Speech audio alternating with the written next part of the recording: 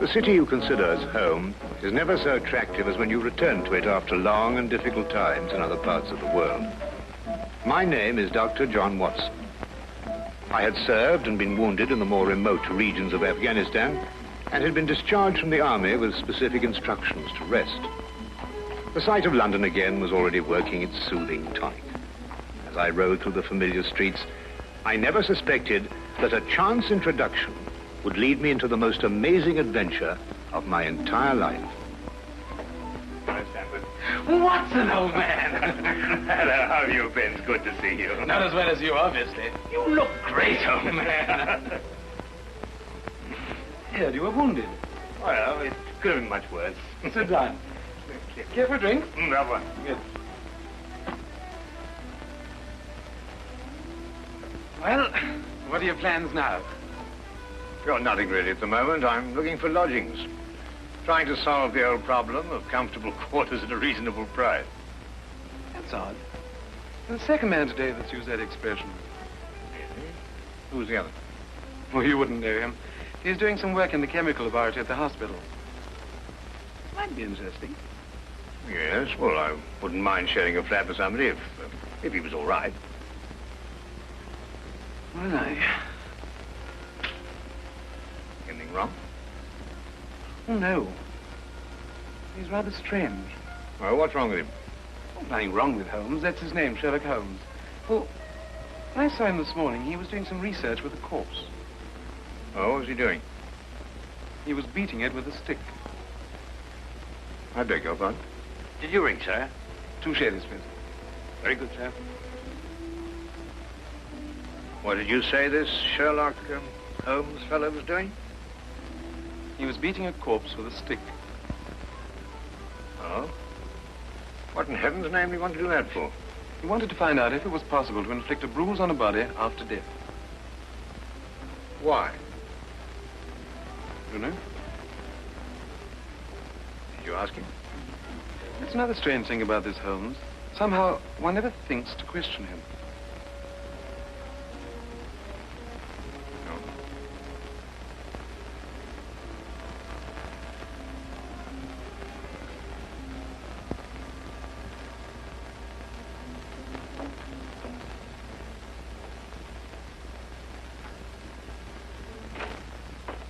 It works. It really works. You realize you've just entered the greatest chapter in the history of forensic medicine. You're Dr. Watson. Yes, I am. What works? Foolproof test for hemoglobin. You realize what this means, of course. No, I don't. You must be Sherlock Holmes. It will create a revolution in criminal investigation. Yes, I'm Holmes. How did you know I was Watson? Because you've just come back from Afghanistan. How do you do? How you do? How did you know I'd just come back from Afghanistan? Well, it's written all over you. The problem has generally been that a man is suspected of a crime months after the crime is committed. Then when they find bloodstains on objects of clothing, they can't be sure if it's blood, mud, or rust stains. But this solves the whole thing, of course. Oh, of course. Of course. Stamford told me you're looking for someone to share a flat you'd found. Do you know, if this test had been in existence a year ago, it would have meant that von Bishop of Frankfurt would most certainly have been hung. And that goes for Mason of Bradford, Muller, and O'Fay, naturally. Naturally. Who are these people? Do you know, I'm delighted to meet you, Watson. I think you'll like the flat. It's in Baker Street, by the way. Oh, we could pop round this afternoon and have a look at it, if you care. Yes. Oh, yes, rather. I'd like that. Good. Did you mind if I play the violin? No, go right ahead. No, I don't mean now. I mean when we're sharing the flat. Oh, no, of course not. I like a bit of good music. Oh, good. I'm not very good. Oh. Tell me, Holmes. Yes. How did you know I just got back from Afghanistan? Well, it's obvious. Now, that's what you said before. It isn't a bit obvious. You're a doctor, that much we know. But with the air of a military man, therefore an army doctor. You've acquired a sunburn. I know it's not your natural color because your wrists are white. Your eyes tell me that you've recently been ill. I'd say some sort of tropical fever. You use your left arm stiffly as though you've sustained a wound. Now the problem becomes, where would an army doctor have contracted a fever, sustained a wound? The answer, my dear Watson, is in the present campaign in Afghanistan, naturally. Naturally. Of course, it's obvious. Naturally.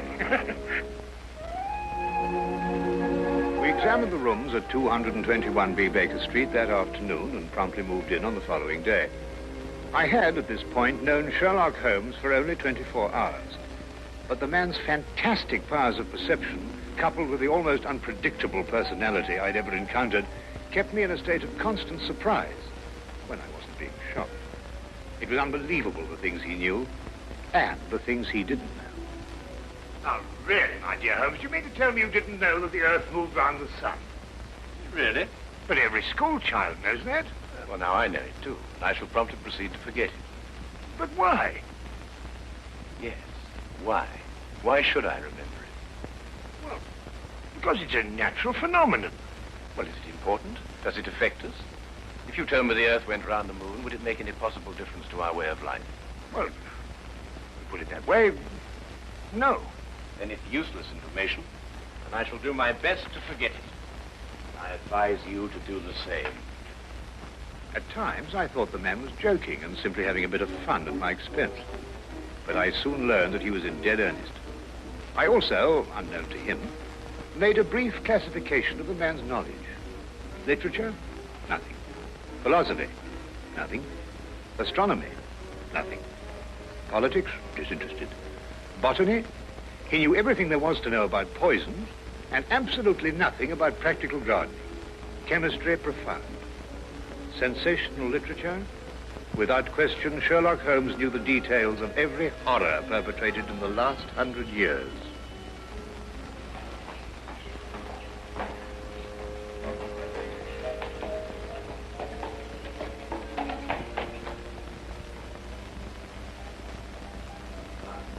I believe we have a visitor. Really? Who's coming here? I believe so. I would also say he's a retired sergeant of Marines. Oh, you know the man? I've never clapped eyes on him before in my life. Well, in that case, that's one of the wildest statements I ever heard. How can you possibly guess he's a retired sergeant of Marines? You've never seen him. A guess, my dear Watson. A calculated deduction. Yes, he is coming up here. Do you mind if I ask you his profession? Oh, by all means. Now, where did I put my violin case? Oh, it's over here. There you are. Ah, my old friend. Come in. Excuse me, gentlemen. I have a message here from Mr. Sherlock Holmes.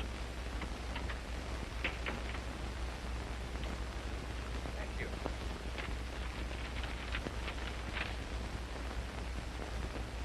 Excuse me. Sir? You mind telling me your occupation? Not at all, sir.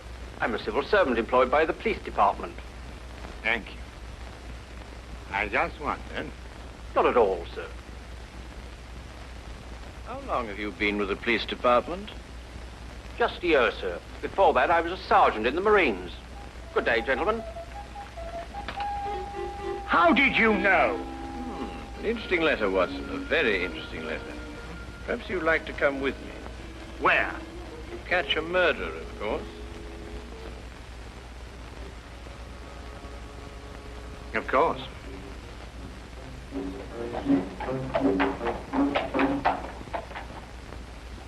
How did you know that that man was an ex-sergeant of Marines? Who? A messenger from the police. Oh, yes, the retired sergeant of Marine. That's what I said. Well, there's nothing mysterious about such observations, my dear Watson, but unfortunately, when explained, they lose their romantic order of mystery. My decision was based on observation and logical deduction. The man had a large anchor tattooed on the back of his hand. This was visible from our window. I admit I didn't notice it at the time, but since you mention it, I think there was an anchor. Oh, there was indeed. He also wore regulation sideburns and had a slight nautical roll. Thus, I judged him a Marine. Oh, guess, I grant you, but only a refinement of guesses one makes every day. Don't be so disgruntled, Watson. Test your own powers of observation. We are entering the perfect situation. Oh, what are we entering? A house that holds a murdered man.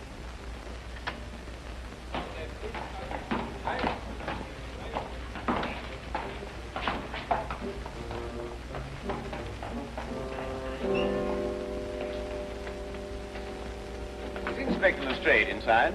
Yes, sir. May I have your name, please? Yes, Sherlock Holmes. This is Dr. Watson. Oh, that's quite all right, sir. Inspector Lestrade gave instructions to admit you. Oh, good. Oh, by the way, has the body been removed? No, sir, but the medical examiner's just gone. Oh, thank you. Let's hope they haven't moved things about too much. The police forces of the world seem to have an organized science of messing things about. Oh, I wouldn't say that, Holmes. Now then, move along there, everybody. Move along. There's nothing to see today. I don't know. I swear I don't know. I tried to help him. Don't you believe me? I had to do what I could. It was instinctive. Instinctive for a woman like you to commit murder. That's not true. You know it's not true. I know you hate me, but you can't believe I'd do a thing like this. Yes, I can, and I do. Please. She's a murderess. You know it as well as I. She murdered your brother. It's a lie. Yes, it's a lie. Your entire story's a lie. The relationship you had with my son was a lie. My son's been murdered. This girl's a murderess. Why she did it, what her motive was, I don't know. They were engaged without my blessing. I can only be grateful that she gains nothing by her crime. Your duty now is to convict her. Just a moment, please.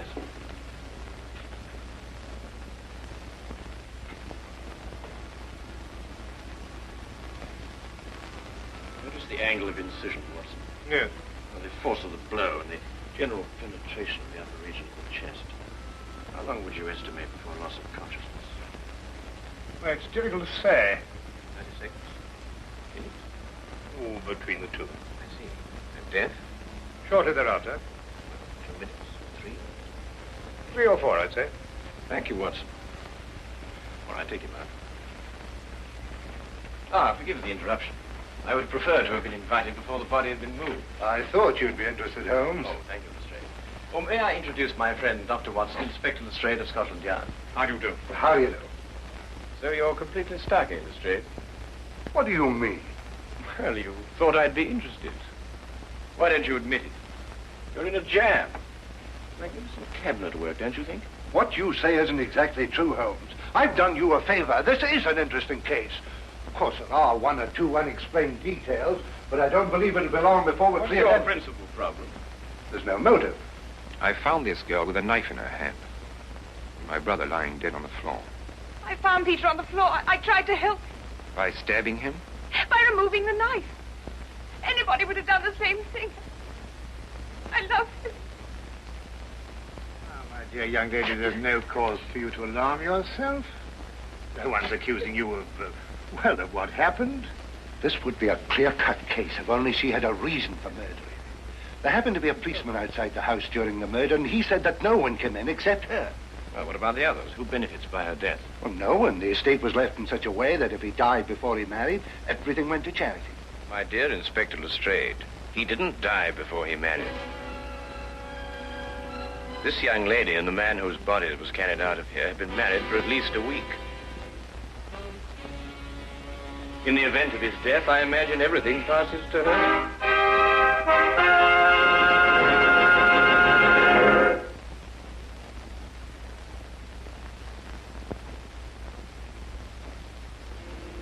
And now we return to the case of the Cunningham heritage. How did you know they were married? Weren't you?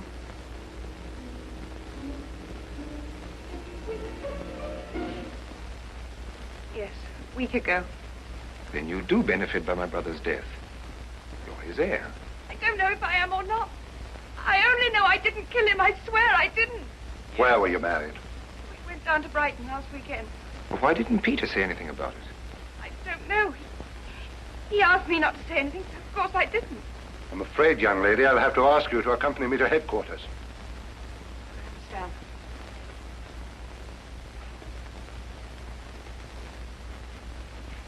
Excuse me, Inspector. I think I should tell my mother. Oh, yes, of course. Tell me, Holmes, how did you know they were married? Well, the man's hands had the remains of a sunburn and the fading marks of a narrow ring, but not as yet that indentation of the finger a ring generally leaves. A weekend in the sun at Brighton explains the whole thing perfectly. I didn't notice these things. Yes, I know. The young lady's hands were also sunburned, and to the same degree. Then the case is solved. Yes, it would appear so, wouldn't it? What are you looking for? How do you see that? What? Here, use this. Why, that's only the cut in the carpet. Yes, but it's a fresh one. Yes, but what does it mean? That's a good question. You'll stop looking for clues now, Holmes. Ah, you solved the case then? Completely. Oh, splendid. Seems this girl had a record. 9 months in the woman's prison in Holloway, from the 21st of February, 1892, to the 21st of November, 1892. She was employed as a governess and convicted for stealing £300 from her employer. It's quite true. I knew you'd find out sometime.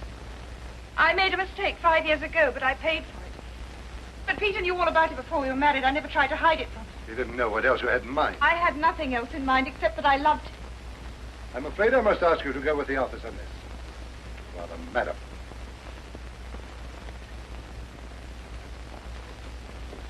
Well, that's how I like my cases. Fast and simple. Oh, indeed. You must tell me some more about it.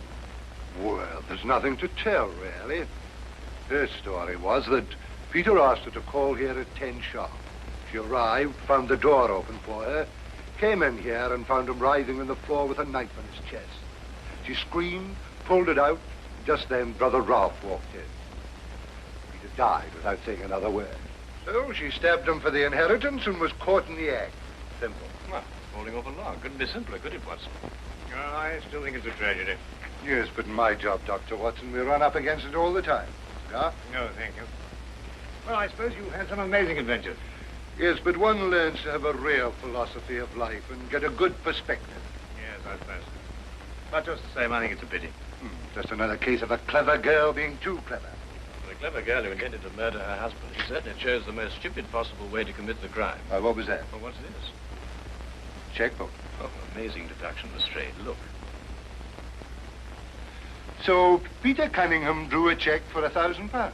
6 weeks ago. And 5 weeks ago. And 4. And 3. And 2. And that's all. Well? They're drawn to cash. Well, I don't get your point. He was a very rich man. Well, it's a great deal of cash. It was his own money. I suppose he could do what he liked with it. You may have hit the proverbial nail, Lestrade. Now, look here, Holmes. You're trying to start something that just doesn't exist. Do you think so? I have a great deal of respect for your opinion, Holmes. But your trouble is that you can't leave things alone. If there isn't a mystery, you have to make one, or you're not happy. You're right, I'm not happy. There are marks on the carpet indicating a struggle. The man whose body was carried out of here was over 6 feet in height. If he had struggled with the girl who had left here, I don't think he'd have lost. She surprised him. Oh, but he was expecting her. That's her story. I'd say she sneaked up on him. What, had stabbed him in the chest? How do you sneak up on someone and stab him in the chest, Lestrade? Now, look here, Holmes. You're trying to start something, and I just won't stand for it. That girl's a jailbird, and she's guilty, and she's going to hang. And that's the end of the case. I see Inspector Lestrade is up to his usual mental gymnastics, trying to hammer square pegs into round holes. Well, Lord, it's been a great pleasure meeting you, Inspector. I warn you to keep away from that man, Holmes, or you'll be insane in less than a week.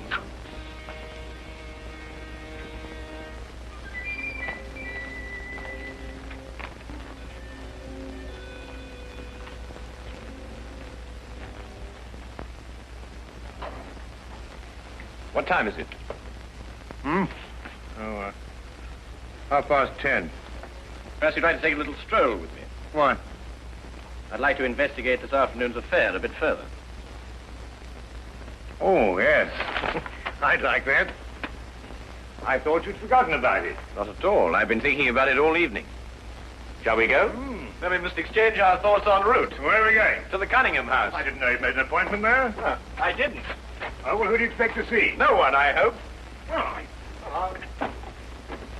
I'm terribly sorry, Holmes, but I'm afraid I don't understand what you mean when you say you want to go to the Cunningham house and you just... You can't do that. What? Well, you can't break into the house. Why not? It's against the law, that's why not. Why, if we're caught... That's it. What is? If we're caught. But that makes no difference. It makes no difference at all. The thing is, if we're caught, it's against the law.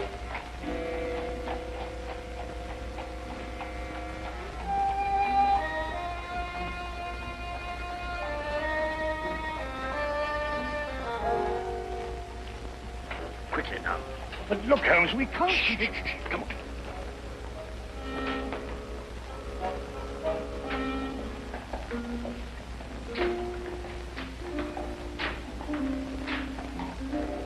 Good evening, Inspector. Good evening, Sergeant. Everything all right? Yes, sir.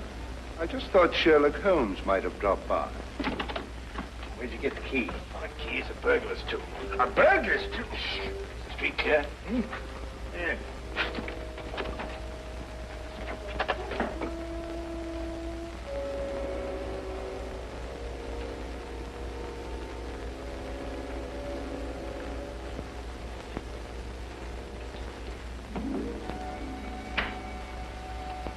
How do you know he's out? Because I had a spy watching the house. Go through that cabinet.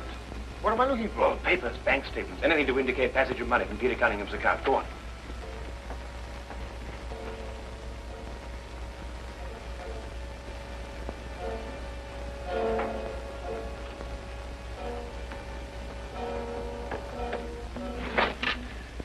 It's absolutely ridiculous. Looking for something and you don't know what in order to catch somebody and you don't know who. Quite ridiculous. Nothing over my side. Keep looking. Who do you think's got it? Whatever it is we're looking for. Why did Peter Cunningham try to hide the fact of his marriage? A week or a month would remain indifference as far as his mother was concerned. She would never have consented to his new bride anyway.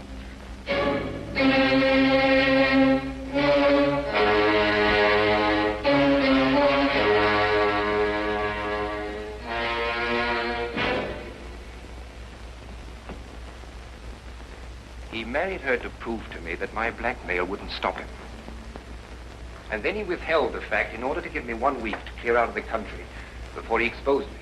The money he paid you went to buying up your promissory notes. I was being pressed, Mr. Holmes. My brother's engagement to a jailbird gave me a perfect opportunity to extract a little money from him. In fact, if he hadn't been such a bullhead, it would have gone on for quite some time. The jailbird, as you put it, makes the perfect murder suspect. Perfect, Mr. Holmes. And you and Dr. Watson make perfect burglary suspects. When I report your death to the police, they can't possibly blame me for defending the sanctity of my home.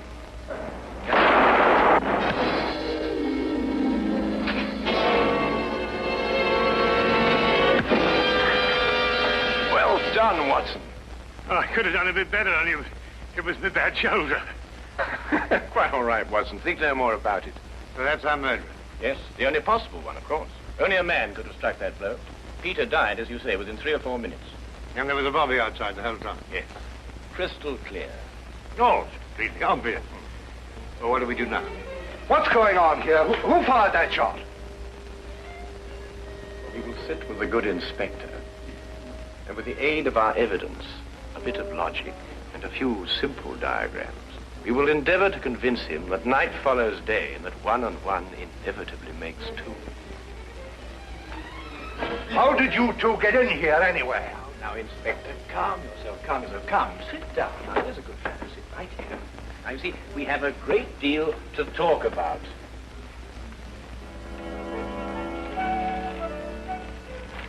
Also present with Inspector Lestrade was Dr. John Watson and a personal friend of the inspector's, Mr. Sherlock Holmes.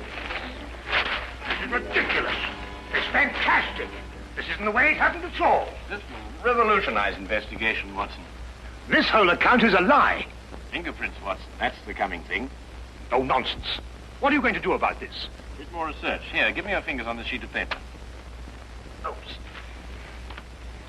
were you going to sit there with these disgusting little smudges and let them get away with this? Beg your pardon? Well, I won't. They're going to hear from me. Brilliant Inspector Lestrade, indeed. Why, it took you 3 hours to convince that bonehead. I don't know. Never in mind his life by her. This young lady was innocent.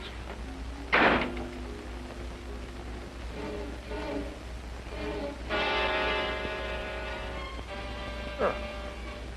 I wonder if he got more than a shoulder wound in Afghanistan. Oh.